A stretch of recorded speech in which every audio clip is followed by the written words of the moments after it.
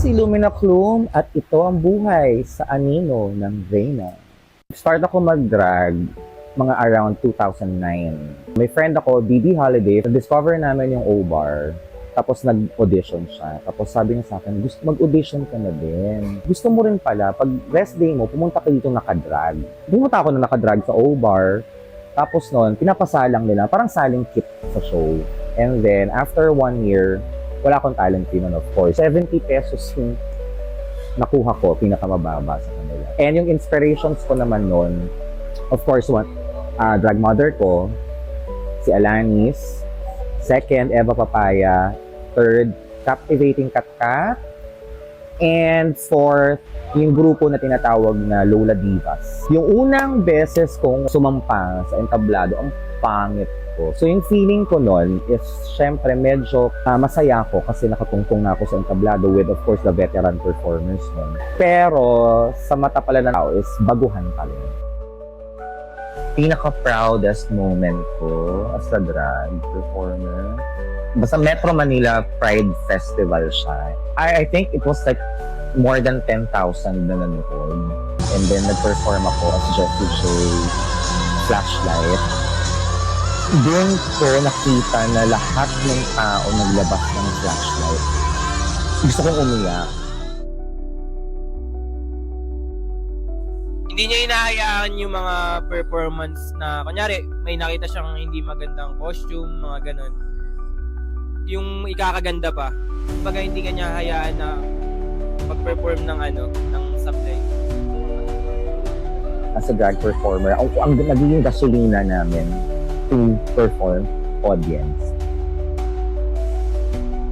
Sa performance, yung performance niya, hindi niya hinahayaang bumaba. Laging pataas ng pataas.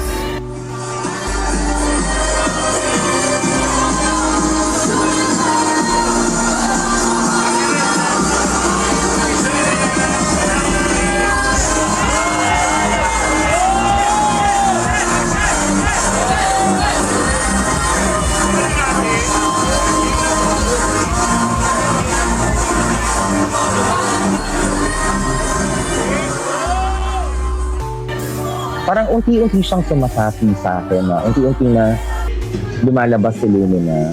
Once na nakikita ko na nakakahawak na ako ng makeup, na when I put on my wig, costumes, out of drag, sabihin natin si Vince, prim and proper, conservative, tahimik. Kapag hindi mo kinausap, hindi siya magsasalita. Lumina is a different person. Lumina is more of like the baliw side of Vince na hindi lumalabas. Medyo makulit siya. Jolly, minsan mataray, minsan energetic. Dinadoubt ko yung kakayanan ko as a performer. Lalo na kapag may nakikita ako na muusbong na drag queens na magaling.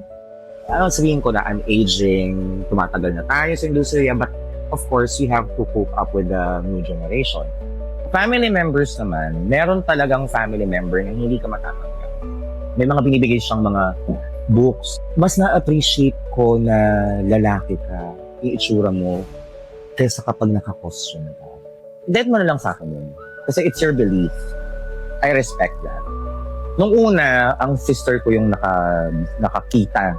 So pumasok yung sister, alam ko pumasok yung sister ko sa kwarto. So tinanong niya sa akin, bakit may damit ka na ganito, may mga makeup ka? Sabi ko, kasi I tried doing impersonation or drag. Sabi niya, ay, ang galing pala nung ginagawa mo kasi nag-iiba yung itsura mo, parang nakukuha mo yung artist. So, nung time naman na i-explain na sa mother ko kasi conservative, she's ngayon, 89 na. So, sinabi niya parang, parang kang clown.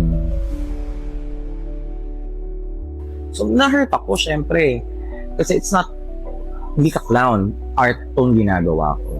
And nung nakita niya na unti-unti na nagkakaroon ako ng project sa drag, lumalabas na ako sa TV, doon ko na-appreciate na sinasabi na niya sa mga kaibigan niya na sa labas siya sa TV, parang drag performer siya. Hindi na siya nahihiya, kumbaga.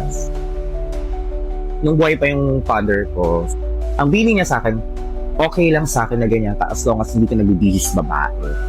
Kasi ako lang yung lalaki, bunso pa. So, 3 kami, 2 girl, ako lang lalaki, bunso pa ako. So, may inaasahan sila sa akin. Feeling ko naman, kung buhay pa yung father ko, feeling ko naman magiging proud siya. Kasi, hindi naman sa pagbabayabay, ako lang yung lumabas sa TV sa pamilya namin. And now, time to light up the EV stage with her dazzling number, Lumina.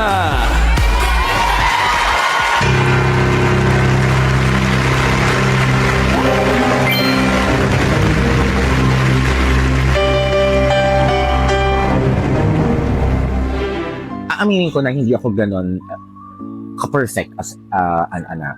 Sa bahay, pag rest day ko lang talaga. Hindi ako masyado lumalabas ng kwarto. Gusto ko madilim yung paligid ko. Ayoko makakita ng ilaw. Ayoko makarinig ng maingay. Gusto ko lang yung sarili ko lang. If nagkaroon ng opportunity to have a bonding with my family, andun pa rin ako.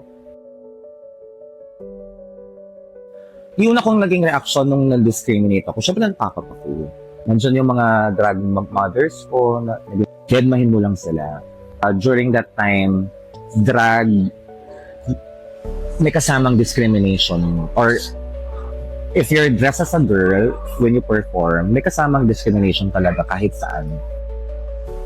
Pag ako nagmahal, parang nakakalimutan ko yung sarili ko. I give more support doon sa ibang tao. Usually naman kasi, ako, nagbe-breakdown lang ako kapag when it comes to love. Nagkakaroon ako ng flings. Tapos pag nalaman nila na drag artist ako, what's wrong? What's wrong with me? May mali ba sa ginagawa ko? May mali ba sa trabaho ko? May mali ba sa society? Hindi ba nila ako natatanggap as like this? Doon ako nagkaroon ng anxiety, depression and all. Naapektuhan yung work ko. I wanted to quit doing drag. That's the time nung sinabi sa akin ng friends, so you have to do something about that. So may friend ako na psychologist. He gave me parang therapies pa. Ito gawin mo everyday. And eventually, naging effective siya. But then again, I have my friends. Sila na yung friends na may nagsasabi na I deserve more. Kapag may problema ka, wala kang outlet. Nakakabaliw yan. So you have to talk to people. You have to talk to your friends, your family. Kung may problema ka, hindi mo kailangan sarilinin yung problema mo. As a friend, hindi siya plastic eh. Tinitingnan ko si Lumina as someone na mas higher pa sa akin. Hindi ko masyadong nahirapan na pakisamahan kasi sobrang madali siyang pakisamahan. Uli ko iho, Vince. Lalaki kang maganda. Lalaki kang mahusay. Lalaki kang makakatulong sa ibang tao. Pagpatuloy mo lang kung ano yung gusto mong gawin. Sa mga bagets na nanonood ng documentary na to, masasabi ko lang sa inyo is be yourself. Follow your passion. And of course, finish your studies kasi napaka-importante niyan. Andito na ako as a drag artist. I want people to understand what drag is. Ano yung kaya namin gawin?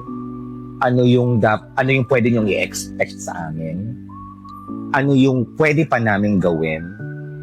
Kasi drag is everything. It's an art. It's political. Drag is part of everyday life. Isa siyang mundo na makulay.